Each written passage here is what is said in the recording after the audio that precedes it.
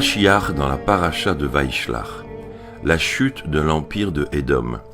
La paracha de notre semaine Vaishlach débute par la rencontre de Jacob avec Esav, ses frères jumeaux dont les parcours ont été séparés 22 ans auparavant, se retrouvent de nouveau dans un contexte qui aurait pu être défini comme une guerre mondiale. Ensuite, la Torah nous enseigne la naissance de Benjamin, d'une part, et le décès de Rachel. En fin de section, l'Écriture nous dépeint la descendance de Esav, le mécréant. Le chapitre 36 en entier du livre de Béréchit est consacré à la famille de Esav.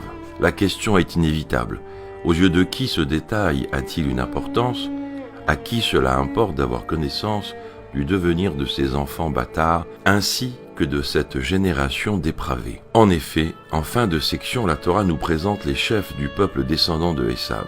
Ils sont au chiffre de 11, ainsi que les régions dans lesquelles ils vont s'installer et qui porteront leur nom. Rachi, d'une manière surprenante, décide de ne faire aucun commentaire sur les différents leaders, sauf pour un seul, Magdiel, c'est Rome. C'est ainsi qu'il décide de clôturer la section de Vaishlach. Pourquoi la ville de Magdiel pose un problème à Rachi? Dans le même raisonnement, s'il est nécessaire d'expliquer et de commenter les différentes régions sous l'autorité de Esav, pourquoi Rachi ne les a pas commentées? Et plus précisément, comment tout cela nous rapproche de l'avènement messianique? Avant de répondre à toutes ces questions, il est indispensable de tirer un enseignement de la Haftara de la semaine. Notre Haftara est basée sur le livre des prophètes nommé La Vision d'Obadiah. C'est le seul livre du Tanakh composé d'un seul chapitre en tout et pour tout, composé de 21 versets. Le sujet de ce livre est très simple. Le prophète Obadiah visionne la fin et l'éradication du royaume de Édom, Esav. Cette Haftara précise que ce peuple subira un châtiment final à la fin des temps, au vu de toutes les souffrances qu'ils ont imposées au peuple d'Israël. En fin de texte, le prophète conclut: la maison de Jacob s'élèvera comme du feu, la maison de Joseph comme une flamme géante, et celle de Esav comme de la paille. Il ne restera aucune ruine et aucun souvenir de la maison de Esav, comme Dieu l'a annoncé. Le Radak explique dans son commentaire sur la paracha que Rome, cette ville européenne et capitale du peuple d'Édom, est celle qui a détruit et brûlé notre Saint des Saints. Rome a été essentiellement fondée par les descendants de Esav venant du Moyen-Orient. Avec le temps, ils se sont installés au centre de l'Europe. Obadiah lui-même, un homme d'Édom converti, qui atteint le statut de prophète, donc une élévation spirituelle hors du commun, prophétise clairement la destruction totale de qui lui-même est issu. Pourquoi précisément un converti du peuple de Édom prophétise la destruction de l'Empire romain? Est-ce que les prophètes Yéhézkiel ou Ishayahu ne pouvaient pas accomplir cette prophétie mieux que Obadiah? La réponse à cette énigme est expliquée dans le Talmud, basée sur une expression populaire. La hache naîtra de la forêt. Un bûcheron coupe son bois avec une hache, celle-ci est fabriquée avec l'arbre précédemment coupé et du fer. L'enseignement de ce dicton est clair. Pour vaincre l'ennemi, il faut se servir de l'ennemi, précisément Obadiah. Un homme converti du peuple de Édom peut visionner la chute et la destruction de l'empire romain mécréant. La Haftara de la semaine explique la chute de l'histoire développée dans notre section.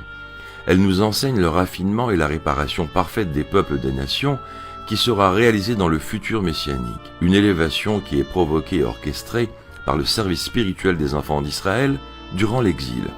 Cette action vit le jour à l'époque de Jacob. Le raffinement est un long travail qui commença déjà il y a plus de 3000 ans, lorsque Jacob envoyait des anges à la rencontre de son frère Esav. La suite nous est dévoilée par le prophète converti du peuple d'Édom, Obadiah.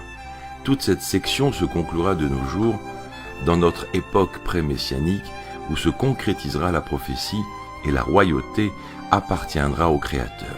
Comment ce développement explique-t-il le commentaire de Rachi?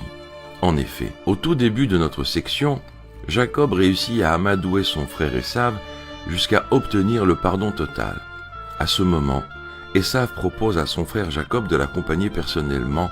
Il dit: « Partons et marchons ensemble, je me conformerai à ton pas. » Jacob va refuser très poliment et lui répondit: « Que mon Seigneur veuille passer devant son serviteur, moi je cheminerai à ma commodité, selon le pas de la suite qui m'accompagne et selon le pas des enfants, jusqu'à ce que je rejoigne mon Seigneur à Séhir. » Sur ce, C'est Obadiah le prophète qui nous donne la réponse. Et des libérateurs monteront sur la montagne de Sion pour se faire les justiciers du monde Esav, et la royauté appartiendra à l'Éternel. En réalité, ici Jacob fait une promesse qu'il ne tiendra pas. Il dit qu'il va venir sur la montagne de Séhir, mais concrètement, il a l'intention de se diriger vers la terre d'Israël pour y demeurer avec son père Yitzhak. Peut-on affirmer que Jacob a menti, Dieu préserve? Il était impossible que l'élite de nos patriarches émette par sa bouche un mensonge. C'est exactement ce que nous explique Rachi dans son commentaire. L'histoire nous enseigne que Jacob rejoindra Esav sur le mont Séhir tel qu'il lui a affirmé. Mais quand? La réponse est lors de l'avènement messianique.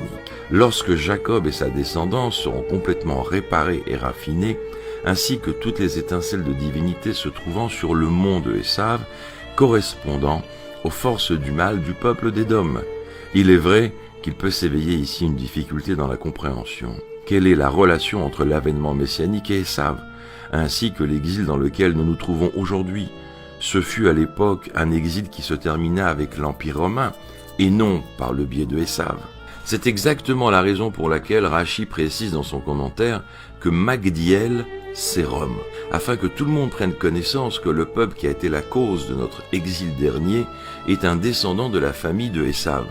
C'est ainsi qu'il est possible de comprendre l'objectif du jugement de la montagne de Esav. Cela définit ainsi la vengeance sur la royauté de Rome, qui est en réalité aussi la royauté d'Édom. Conclusion, notre paracha de Vaïshlach, du début jusqu'à la fin, nous apporte un enseignement essentiel afin d'enclencher l'avènement messianique. En effet, le début de notre section raconte le commencement du processus de raffinement des nations du monde. Cette action est compliquée et longue. Bien qu'engendrée par Jacob, tout ceci ne se finit pas en une seule journée. Le processus de raffinement va nous porter vers des époques très douloureuses comme celle du leader Magdiel. Rome, l'européenne, sera responsable de nombreuses atrocités, énormément de destruction et de mal dans le peuple d'Israël. Cela dit, le prophète Obadiah annonce que le bois de la hache vient de l'arbre coupé précédemment. Ainsi, il condamne tout le mal qui affectait le monde venant des forces les plus impures en concluant sa prophétie, et des libérateurs monteront sur la montagne de Sion pour se faire les justiciers du monde Esav, et la royauté appartiendra à l'Éternel dans la Géoula Amétite Ve'Ashlema. Shabbat Shalom.